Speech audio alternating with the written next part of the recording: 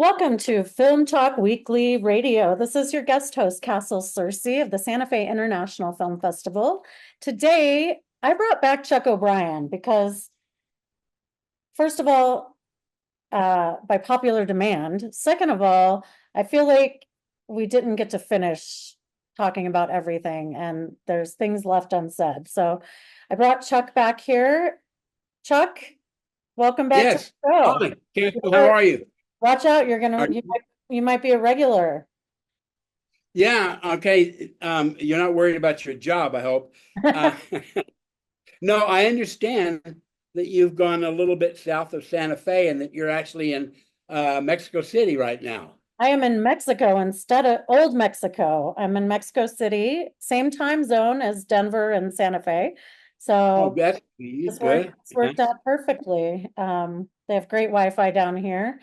So Oh, Chuck, good.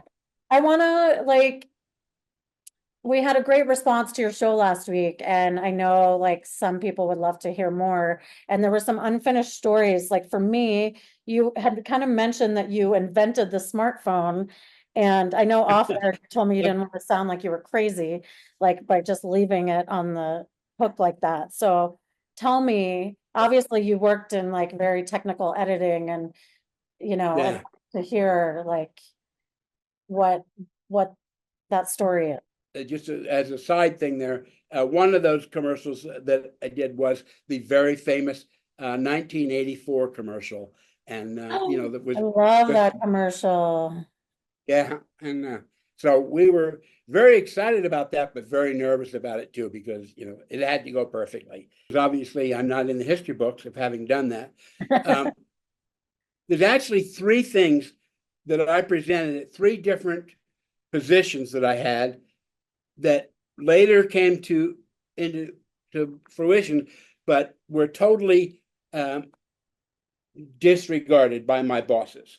And the first one actually was for those of you that are familiar with Final Cut Pro, which is a consumer level or not extreme high end nonlinear editing. And when I was with Avid, we started off with a resolution at Avid that was very much like driving in a rainstorm without windshield wipers. But it worked well enough for people doing commercials because they knew their footage. They just wanted to try out different ways, different things, so they could work with that.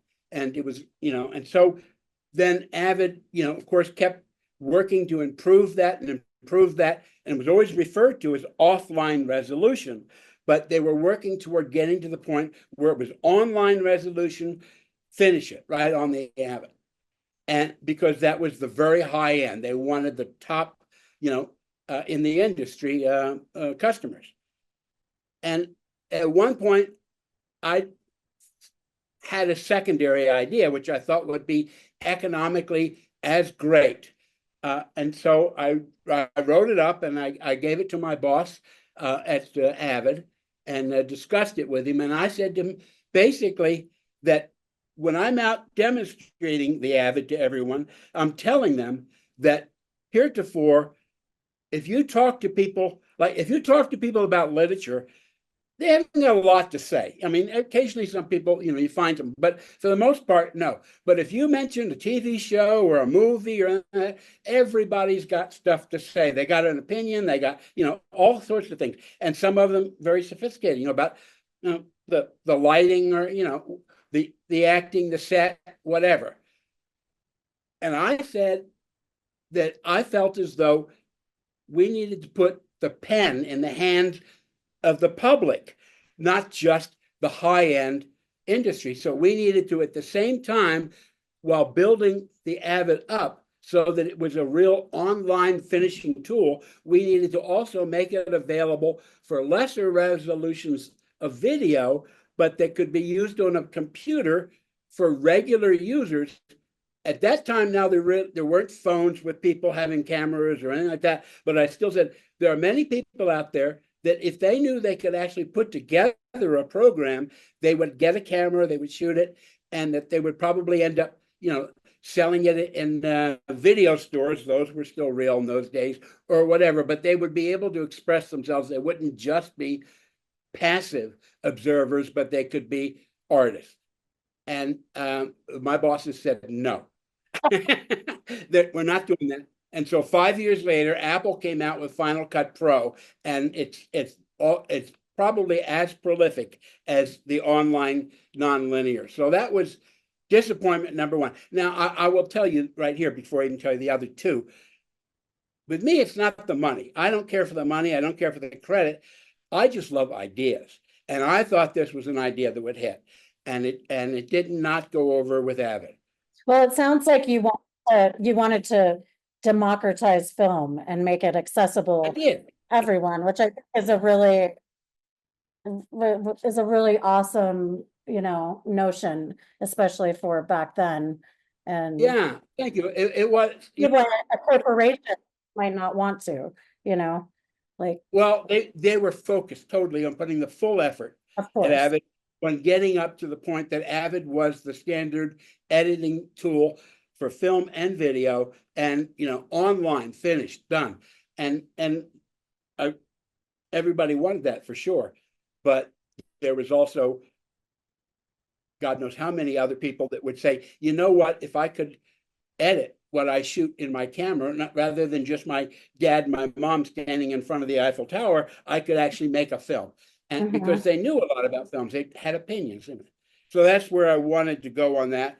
I was too soon, I would say. So it didn't fly. Now, the next one was a bit of a disappointment because I thought I really was onto something. And now I'm in IMAX. And I draw up a very elaborate business plan for this next idea. And it even included how to market it, how the consumers could get the money, all that it all worked out. But because I was working for a nonlinear editing system, and we had video, audio, graphics, access to the internet, and everything like that, I said, you know what? We need to build modules that people could buy to attach to their phone system, which we would sell the box that attached the phone to this and incorporate, so that people could look at, when they're talking, they could look with live video to people, they could talk to them, they could show them pictures, they could send graphics, they could send music, all of this sort of thing. And I called it the communicator. I named it after the Star Trek thing, where it's beam me up, Scotty. Right. And it felt like people could build it up now this was even before there were cell phones. I envisioned this on landlines. So I presented the whole thing, and the next week, my boss called me back from Europe and said, I want you to go to Vancouver with me. We're going to go do a show there. And I've never watched you do a show, and I want to go with you. So we went to Vancouver, and I loved Vancouver, by the way, way cool. But afterwards, we went out to get, a hamburger, because my boss was an all-American man. And he then said to me, now, what's this thing you sent me called the communicator? And I said, basically, it's a telephone. And he said, promise me two things. One, you will never call it a telephone again. And two, you will never mention it to our bosses in Israel. Because at that time, we were Cytex IMAX, and it was based out of Israel.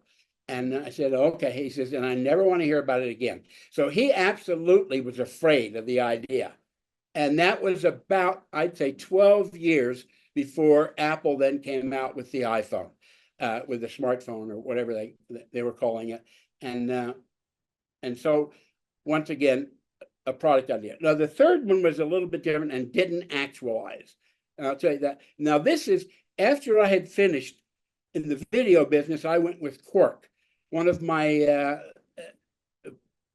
demonstrators that I'd worked with at IMAX,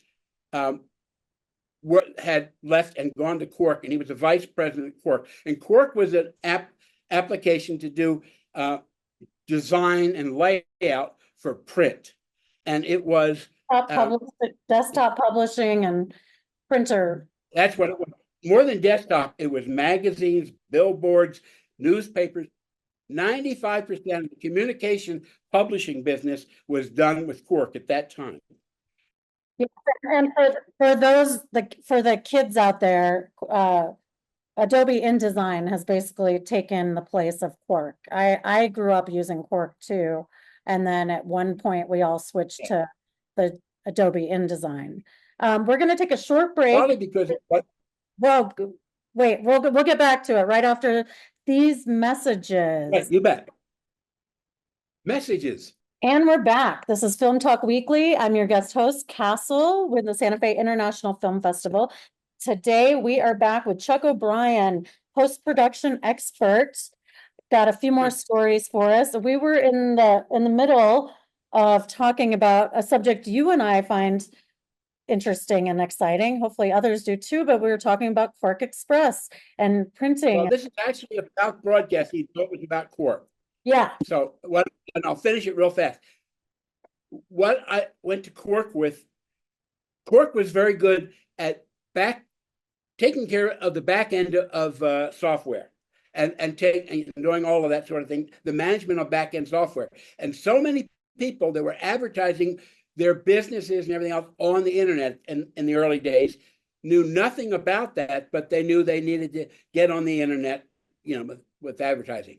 So taking the traditional thing about advertising from the very beginning, when it was just, early magazines and newspapers and all the way up through television and everything like that, it's the advertisers, what content providers give you is eyes for advertisers. So they are providing content, and then there's advertising down there, and that's how their advertisers are getting eyes on it. Yeah. So I said to Quark that what we should do for the internet, which was now exploding, was provide for the drives for everyone to store their ads on that we could take care of. And anybody that wants to put, that has any kind of a site on the internet, it would have a button there that, you could click on to go back to that site. But if you were interested in a product, you could click on it. And then we would continually develop ways that you could learn about it, see pictures of it, diagrams of it, and even sit down in the room with a salesman about it. And that would mean that we were controlling the advertising end, and the providers could come to us and we would control that, and that anybody, even if you just had a shoe store, you could have an ad on there and know that it would function, it would work, and somebody could say, hey, do you have polka dot shoes or whatever it is that they wanted to know, and everything like that. And again, this idea was totally rejected, and actually this one never came to fruition. Now advertising is haphazard all over the internet, but I was trying to make it so that it would be simple and anybody could quickly do it. That's the end of that story. Okay, so there's a lesson to be learned in here. Like, you've worked at these major corporations that were change makers in the industry, and you pitch these really brilliant, ahead of your time ideas that were rejected. What's the lesson in there for the kids out there trying to the entrepreneurs? Do you keep trying, or obviously you did, or what would you have done in hindsight? Left those companies and pitched it to someone else, or what? Here's the thing, and I've said this to Eileen about a famous writer wrote a story that was mostly about her and her friends, wrote a novel, and she said they stole that novel. And I said, no, it belongs to the person that does it. And that's my lesson. If you really want to see these things happen, you've got to stay with it. I should have packed up and gone to Apple, Yeah. but Right. stay with it. But for me, I just wanted to express the ideas. I've never, sought to be rich. I don't. We won't get into it, but I'm not real fond of capitalism. And I didn't. And I thought the same is the worst thing that can happen to a person. I just wanted to see the ideas come about, but I didn't. And so the lesson to somebody is, if you love an idea, don't give up on it. If you get a no, go somewhere else. Most people that had good ideas got several no's before they got a yes. And so that would be where that's at is Be more greedy. You're, Yeah. you're not greedy enough. Maybe so. Yeah. Yeah. But what I learned is I'm just a little bit ahead.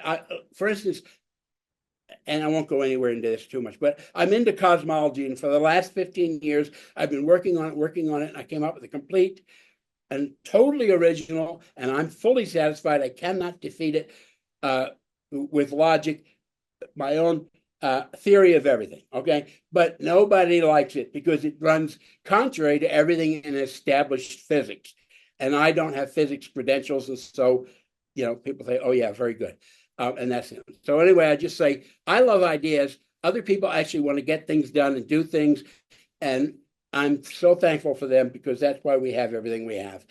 So I'm just a little different. I like to, but that's a whole nother story about advice.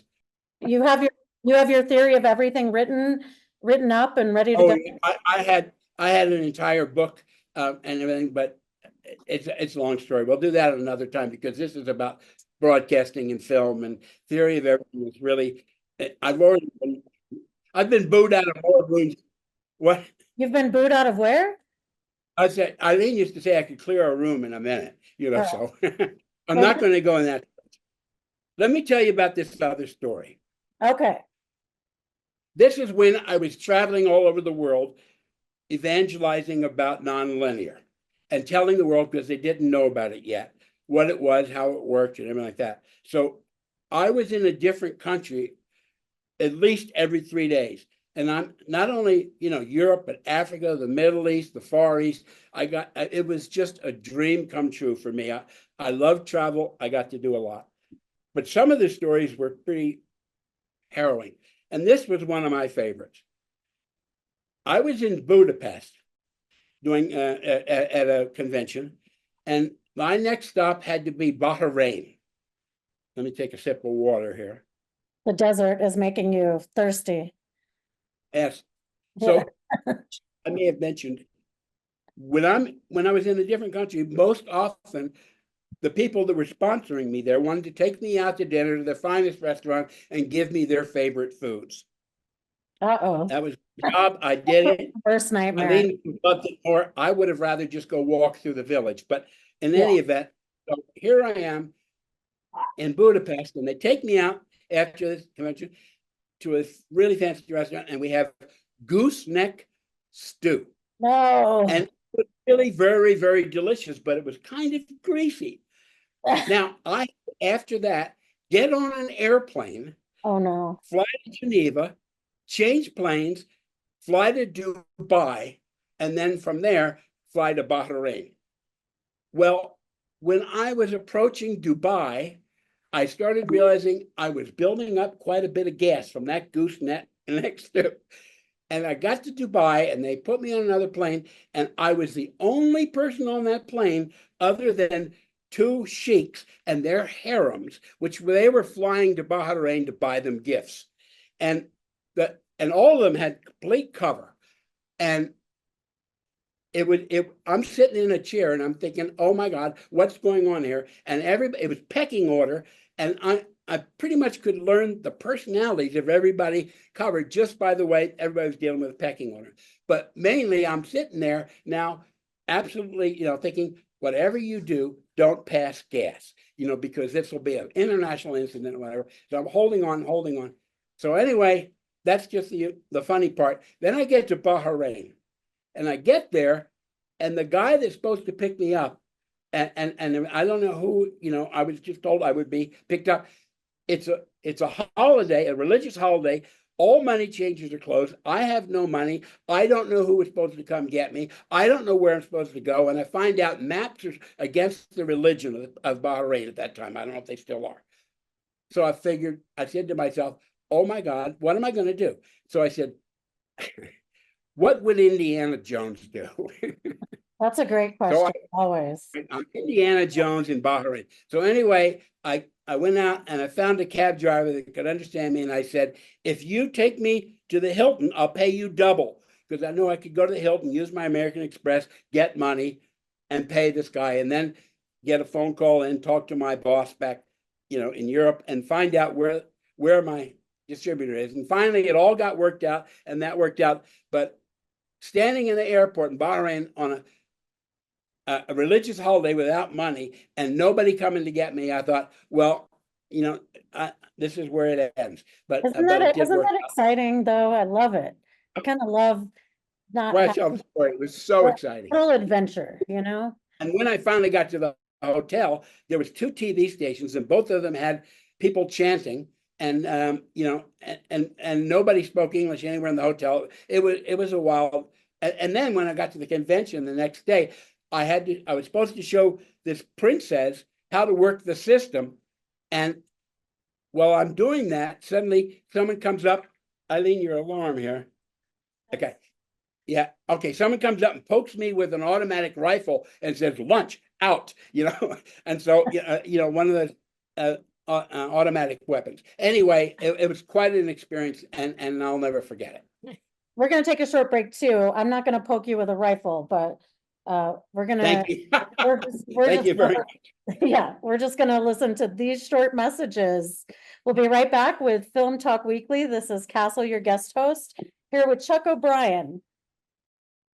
Welcome back. We're here with Chuck O'Brien, post-production expert. This is Castle with Film Talk Weekly and the Santa Fe International Film Festival. Next time, we're going to Well, hear from you and your wife, Eileen O'Brien. You both worked in film and television in the 70s, 80s, 90s.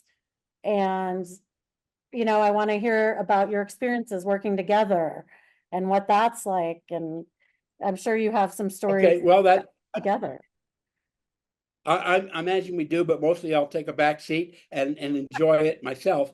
I think we're just doing these things with you. We've learned things that we didn't know about each other. So, Yeah, cool. Love it'll that. be fun. We'll try and keep the bickerers out of the Oh, conversation. no, we want the bickering. I'm gonna instigate it. Okay. Okay, now Chuck, you were telling me about your time in Bahrain. I know you said you were traveling every 3 days to a different place, so give me a couple more stories, like, have you been anywhere that you can't go now? Well, Or like, what other stories do you have up your well, sleeve? yes. I the nice thing about back in these days, this was in the late 90s, 1990s. And I got to go to two places that had just undergone very, very drastic changes just within, a short period of time before I got there. And the first one was Moscow. And that they had gone, and dropped the communism and everything and changed, and they'd gone to a money market. And it was a very, very interesting time because it was like the Wild West suddenly in Moscow. Nobody really knew what was going on or how to do anything. What I later learned was one of the ways that they dealt with ownership and everything like that, as they went into it, is they just said whoever was managing a facility, like let's say a factory, would distribute equal vouchers to everyone that worked there. But the vouchers themselves were not really worth much. But if they all sold it to the manager, who's now the owner of the place, then they could afford a week's groceries with what they got for it. And then he owned the factory and he was a multimillionaire. And that's kind of the way it went. But the thing is, he did not understand, and this was an important lesson for me. And we think there's common sense to things, but if you haven't been in a certain environment, common sense doesn't apply. It's not what you're accustomed to, how you think. And the people in Moscow at the time could not think in terms of money market or capitalism. It's like they would have a restaurant and they would have too many people working at the restaurant. And you'd say, well, you can't make money and pay all these people. And they'd say, well, they need a job, and so therefore we should have them here. And so I love that sentiment, and I wish the world was that way. It's not. And so, it was just very foreign to them. And also there was so much under the table money stuff going on and like that. And this one woman I spoke with at one point just said, it's just so corrupt here. And I said, don't feel that the Russian people are any different than us. I said, it's corrupt in my country too, but we've had it longer and it's very sophisticated. So you just don't know what's going on. Yeah. So that kind of gave her some comfort, I guess. Okay. Another place that I went that I think is similar was I went to South Africa not too long after apartheid. Oh, wow. And the reason I bring that up was what really, really pleased me there was up and all through apartheid, the black people were not, the indigenous people of South Africa were not allowed to have to make television. You know, they weren't on television, they couldn't make television, they were out of it. But that changed. But what could they do? It cost so much money. So when I came there with the video cube, it was for still cost a little bit of money, but with one video cube, you could make shows, you could broadcast shows, you know, suddenly it put the ability to broadcast and communicate in television into the hands of the people that could afford to do it and didn't have to have engineers and, you know, years of experience and all this equipment. It really reduced. This is when it was really coming down and coming down. And so they even named a facility after me because, Oh, really? sorry, That's okay. it was very pleasing to be able to facilitate that much television into people's lives. They were so happy with it. It was Yeah. really, really great. So that's just kind of the thing, is how much places can change. And I felt very privileged to see a place change like that. So that would be two stories, I guess, from my travel that come immediately to mind. Well, I think you're bringing up like interesting points that, you know, like for people that think television's a waste of time or garbage, or you try to not watch as much of it. It's just like for people who didn't have it and they didn't have a voice. And so, you know, in a way you were bringing like equality and fairness and, you know, giving certain people a voice, you know. You can't influence much if you don't have a voice, especially if it's the voice that people, you know, everybody's watching television, but the people that are your people have no expression on that television. You're pretty much subject to what you're being told is real, and you're getting, you know. So it really did change a lot of things very much. I Yeah. mean, we still have a problem with representation in television and media, you know, like. Oh, yeah. When I grew up in Europe, and then we had what was Radio Free Europe and Voice of America broadcasting into the communist countries. And I don't want to suggest that we didn't throw a lot of propaganda in there, but it did offer a little bit of a difference. And also, I remember because we only had Armed Forces Network, you know, for those of us who were living with the military, and Radio Luxembourg came out at the dawn of FM, and they were a ship off the coast of Holland and Luxembourg and everything like that. They broadcast FM rock and roll, and you Oh, couldn't wow. get that anywhere in Europe. And Right. so that was a big deal. So once again, it's, you know, you've got to get access to it first, and a lot of times you don't. And I don't want to get political here, but there are people that like to say, well, you know, freedom of speech within limits, and you know, You can get political here, Chuck. Okay. We're Well, broadcast, I we're just say, broadcast in New Mexico. There's free thinkers, and you know. yeah. Okay. Well, I'm just saying, I'm all for everyone having a voice and letting people decide whether that voice makes any sense. And does that mean that they're going to be hearing a lot of stuff that's a lot of malarkey? Probably so. But you know, you hear a lot of other stuff that is establishment that's a lot of malarkey too. So you know, it's a strange world. We have to decide as we go along what's real and what's not real. And I'm all for freedom of speech.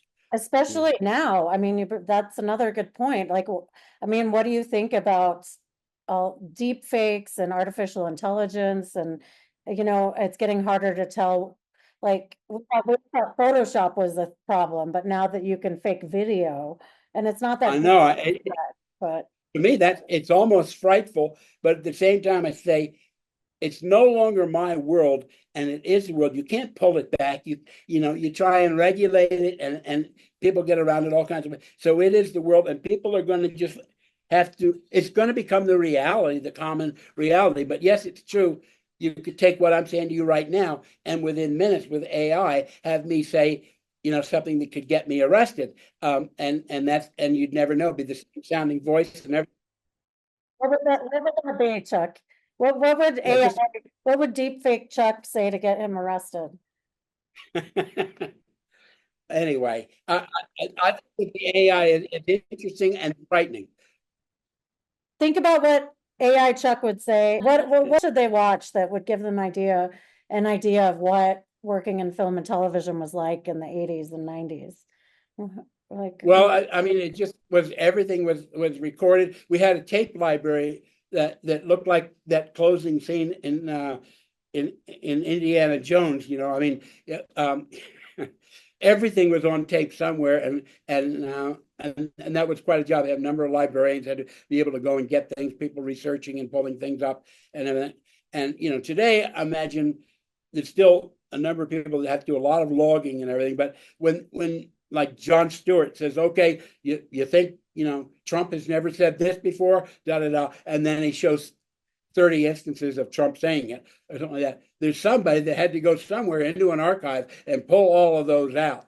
And so that there's still a lot of logging going on, but you don't have to run down many. I mean, we had those racks that had the wheels, that you turn, so the racks were on wheels because they all had to collapse and that.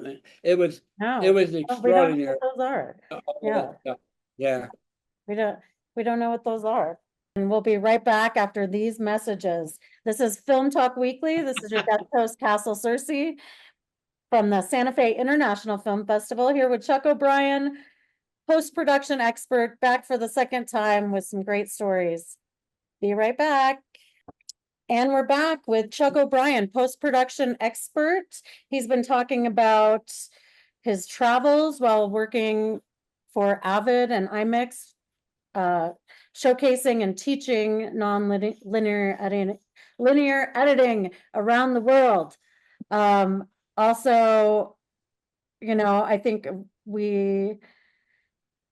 I'm messing up here. We're gonna have to edit this part out. Oh, I was doing so good. Okay, give me a second. Hold on. And we're back. This is Film Talk Weekly. We're here with Chuck O'Brien, post-production expert. This is Castle Cersei with the Santa Fe International Film Festival. Chuck's got some great stories for us this week. We've been hearing about his travels while teaching and selling, right? Non-linear editing throughout. I never sold. I was just a marketer. I was an apostle. Yes. And so by teaching and showing the product you were selling, you weren't taking orders. Yeah. Right. And I know you've got some more stories. Like one reason I want to have you back, because you have just such a great resume. Yeah, I know you worked at NBC, and I think you have a few stories from there we'd love to hear. Well, I would like to tell you just a few things for the video television people out there that we did at NBC in the 80s that no longer is necessary, but people find it interesting. And the first one I would tell you is, I mentioned in the first interview we did 2-inch tape, and 2-inch tape was very, very wide, 2-inch and very heavy. And so even after we were on 1-inch, we still had some 2-inch tape machines at NBC because you have archival stuff and we had old shows like Mary Tyler Moore and everything on 2-inch, and before we transferred them all, that's how we would do it. But here's what really was interesting. We decided we would do the World Cup. And the problem with doing the World Cup is, when do you put the commercials in? Because maybe there's only one goal, if even that, maybe 2 goals. But, this is American television, and you don't want to say, we'll be right back, and come back and say, oh, you missed that goal. So They wanted to have at least 1 minute of time that they knew it was safe. So what we did is we put 2-inch machines side by side with a big giant laundry basket in between them. And the laundry basket, we would record on the one machine, and the tape would then come out and drop into the laundry basket because it was heavy enough it wouldn't tangle into a knot. And then 1 minute later, we had it timed out that it would come out and play off the other machine, play to air. So we had a 1 minute lag in the broadcast for the game, but at least knew in the control room, okay, we got a minute, let's run a commercial, and then we ran commercials during the World Cup when it was first introduced to commercial American television. Was we had to put these old machines together and run the tape into a laundry basket. So real sophisticated. And this was like in the mid 80s or so. So we did that. Here's another thing. What we did, the Super Bowl, as it continues to be, very, very expensive for the commercials. Yes. And the thing about it then was also that, now everything is digital. So, the quality and everything is pretty tight. But in those days, you put a tape on and you had to do the levels and you had to get the color right. And you had to get, you had to get everything about the way the signal was going to come out right. And so these commercials at that time were about $1 million a minute. And so I didn't want to be the one to have a commercial run and then the agent that sponsored that commercial was going to pay $1 million. Said, no, I didn't like the color of the skin, or I didn't, this, that. So I had the agent from the agency stand behind the tape operators of every one of the commercials and approve it before we actually then ran it to air. So they said, yes, that'll be fine. So then they would just re-rack it and then play it on cue. And we had no problems. Unfortunately, because tape will sometimes all of a sudden mess up, but it didn't do that. But it was a safeguard against it. And also, okay. So now you're doing that from New York and the NBC offices? Yeah, absolutely. That's the thing is, and that leads to the next thing. We did Wimbledon every year, and I loved Wimbledon, and I worked on it for years at NBC in New York. And then years later, when I was traveling all over Europe and all like that, I got to go on 3 occasions to Wimbledon, and it was just an absolute thrill. It's a wonderful experience. We would go there at like 3 a.m. and stand in line all night long to get, because you can either have the reserved seats, but they take about half the seats and leave them available for whoever lined up in the queue. They call it in the queue. And it was a lot of fun in the queue because, people would sing songs and do all this stuff. They were waiting there all night. But then when it came time, they just kind of ran you through and gave you a ticket, and it was random. And I, very fortunately, one year got the ticket center court right there by the net. So even though I had it's random, you're lucky and you get it, and it was wonderful. But the thing back to NBC is that we would do, because we would show it with a delay, that we would do what we called the short and the longs. Now, normally everything we did out of the tape machines we had an air and protection. So you would run simultaneously. Anything you were running, you had another tape to switch to in case something went wrong, and they, in the control room, just switch to the other tape. So in the case of Wimbledon, we had 2 shorts and 2 longs. So we had the protection to it, but the short and the long was they both start recording, but at one point, the short has to go back and queue up to the top because that's when we're going to start broadcasting. And the other one, the long, had to go and get the whole show. And then the long would have to then, when the short was coming near the end of what it would have to, because another machine had gotten the longer, would have to then quickly go up and get in absolute perfect sync with the one that was on air before it ran out, so they could switch over and be on that. And so we were switching over, and to another to cover that delay, because it wasn't yet digital or anything like that. So it was all on tape, and the delay was not as long as the length of the tape, and so they had to. And it was a very interesting thing doing short and longs.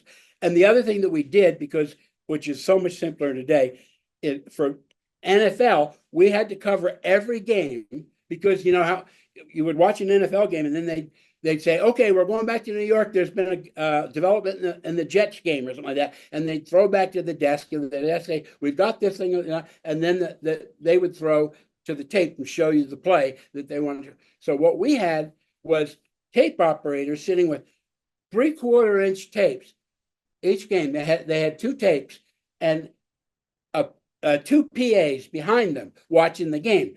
And the PAs, whenever they saw something they thought was good, they'd write down the time code in, and the time code was over, and then they'd pop that tape. You'd have the other tape still recording, and they'd run that tape down to the edit room, and the edit room would then make that right and then cue it up and have it available to play the control. And so we had all these different games going and all these people running around and writing numbers, and it was just a real organized fiasco for NFL, and it was probably more fun to do that than to watch the games. I don't know, but that's kind of how we did NFL back in the days before you could just instantly go anywhere and do anything.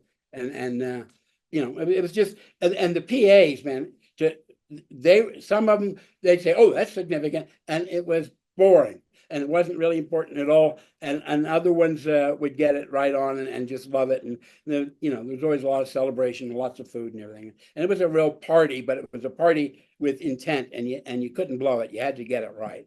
But anyway, so that was the NFL at NBC in the 80s. I don't know. It sounds really exciting. I mean, it sounds like there's a lot of room for error, like yeah, a lot of moving well, parts. yeah, it was. It was like broadcast news. You remember that movie? I don't know where the person took the tape and ran to the control room or something, but it was like that a little bit. I think I did see that movie. We're going to assign that movie out to our audience here so they can see what. Okay. Thanks for joining us, everyone. This was Film Talk Weekly. I'm your guest host, Castle Cersei, and I'm with the Santa Fe International Thank you, Castle. Festival. You're welcome, Chuck. Santa Fe International Film Festival is coming up in October. So check out the website, santafe.film. And hey, if you want to email Chuck and talk to him more, ask him some questions, connect wchuck@aol.com. That's connect wchuck@aol.com. Write him. Okay, I'm not on any social networks. He's not on any social networks, so that's the only way to get a hold of him. Thanks for joining us. We'll see you next week.